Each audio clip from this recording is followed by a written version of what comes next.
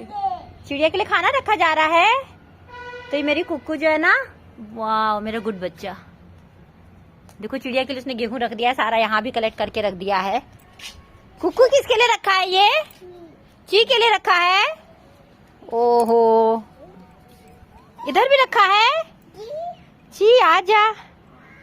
अरे वाह भाई, उधर है ना, अभी वहाँ टावर पे है ना वो, तो उनको बुलाया जा रहा है।